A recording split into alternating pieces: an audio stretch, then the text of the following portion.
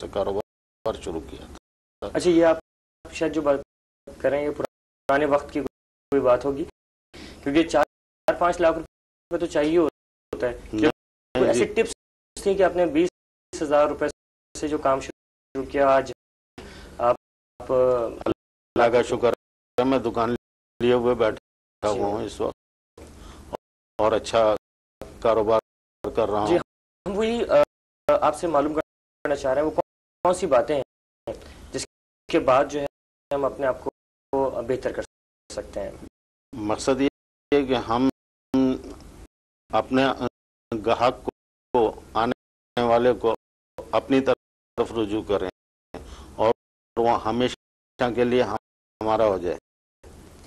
اچھا آفاق صاحب، آپ کے خیال میں کیا طریقہ کار رکھنا چاہیے ایک بزنس مین کو اخلاق کے حساب سے بھی، اور اس کے علاوہ جو کردار ہے وہ تو اچھا ہوگا تبھی ایک لازمی آتا ہے کہ کسٹمر آئے گا، لیکن اس کے علاوہ اس کو کیا اور ایسی چیزوں کو، بنیادی چیزوں کو مد نظر رکھنا چاہیے کہ مارکیٹ ہونی چاہیے، دکان کی اس کے حساب سے جو ہے وہ کپڑا رکھنا چاہیے، سرمایہ کاری.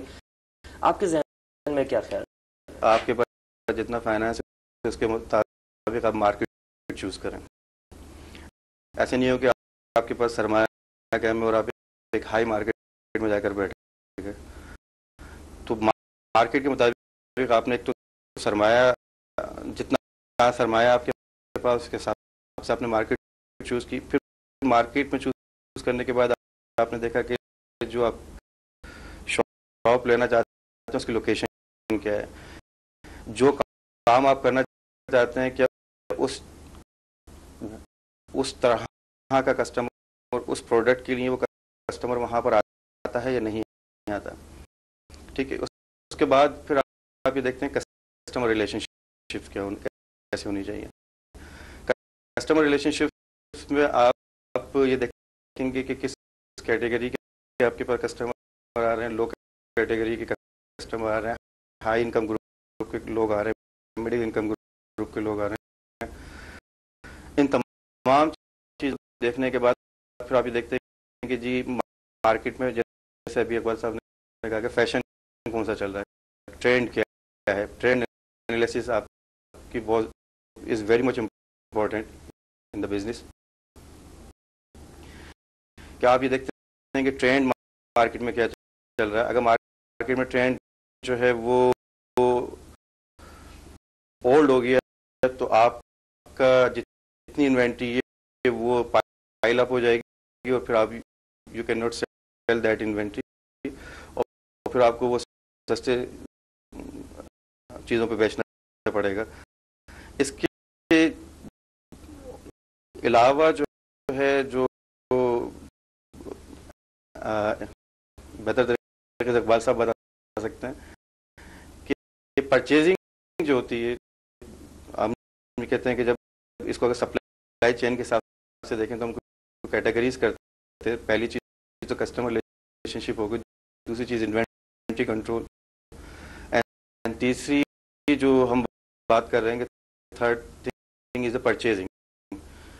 اگر آپ اچھے نیگوشیٹر ہیں، آپ اچھا چیز پرچیز کر سکتے ہیں، آپ کو مارکیٹ کا ٹرینڈ پتہ ہے، آپ کو مارکیٹ میں فیشن پتہ ہے، تو آپ اس پروڈکٹ کو بہتر طریقے سے نہ صرف خرید سکتے ہیں بلکہ اپنی پروڈکٹ کو بہتر طریقے سے مارکیٹ بھی کر سکتے ہیں.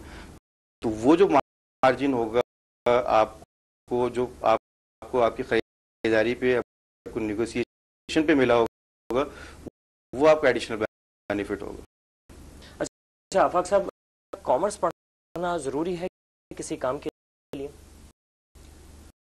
دیکھیں، کامرس پڑھنا تو ضروری نہیں ہے کسی کام کے لیے، لیکن یہ ہے کہ بزنس حاصل کرنے کے لیے، بزنس کرنے کے لیے education is very much important, because today the business is going towards a global village. And world is shrinking towards a global village. جب ہم بات کر رہے ہیں کہ ہم گلوبلائزیشن کی طرف جا رہے ہیں تو کوئی بھی انٹرنیشنل فیکٹر آپ لوکل بزنس پہ افیکٹ کر سکتا ہے. یعنی وہ ایرا نہیں ہے, وہ دور نہیں ہے جس میں آپ یہ کہہ سکتے ہیں کہ جی لوگ بہت محنت کرتے ہیں, صبح اٹھتے ہیں اور رات کو کام سے واپس آتے ہیں, تو بزنس بہت سکسیسفل رن ہو رہا ہے. کوئی بھی انٹرنیشنل ایونٹ, کوئی بھی انٹرنیشنل ڈیزاسٹر آپ کے لوکل بزنس کو افیکٹ کر سکتا ہے. تو you know the how the world is going on, پوری دنیا میں کیا ڈیمانڈ ہے آپ کے بزنس کی, آپ کا بزنس جو ہے وہ انٹرنیشنل مارکیٹ میں اس کا ایکسپوجر کیا ہے. تو اس وجہ سے آپ کو ڈے ٹو ڈے بیسس پر جو ہے وہ یہ انفارمیشن ہونی چاہیے. اور اس کے لیے جو میں سمجھتا ہوں کہ ایجوکیشن بہت ضروری ہے, کیونکہ it will increase your vision, it will create the vision. اور جب تک آپ کا ویژن کلیئر نہیں ہوگا بزنس کے مطابق کے بارے میں, تو آپ اپنے بزنس کو صحیح طریقے سے رن نہیں کر سکتے. اقبال صاحب, کیا کپڑے کے کام کے لیے مارکیٹ کا ہونا ضروری ہے؟ مارکیٹ کا ہونا تو ضروری ہے, چاہے وہ پتھارا ہی باہر لگا کر کے بیٹھے آدمی, کیونکہ مارکیٹ میں کسٹمر آلریڈی وہاں پر آتا ہے. جیسے کہ اب ہماری ارم شاپنگ مال ہے, اس میں جناب چاروں طرف سے گاہک جو ہے وہاں پر آتا ہے. یا لیاقت مارکیٹ ہے, سمجھے. اسی طریقے سے لالو کھیت کی مارکیٹ ہے, تو وہاں پر متعدد کسٹمر آتے رہتے ہیں جو دور دراز سے آتے ہیں, سمجھ گئے نہیں. لیکن یہ ہے کہ ہمیں اپنا کردار ایسا ادا کرنا چاہیے کہ کسٹمر کے ساتھ کہ وہ اگر ہمیں 20 روپے دے کر جا رہا ہے پروفٹ کے, تو وہ 20 روپے آپ لیں. یہ نہ کریں کہ آپ کیا نام ہے اس سے 100 روپے ہی منافع حاصل کر لیں. اچھا, اس میں کتنا آپ سمجھتے ہیں کپڑے کے کام میں کتنا مارجن رکھنا چاہیے؟ مارجن زیادہ سے زیادہ 15 یا 20, اس سے زیادہ نہیں. لوگ یہ کرتے ہیں کہ جناب اس کو ڈبل کر کے بتاتے ہیں, اور یہ غلط ہے.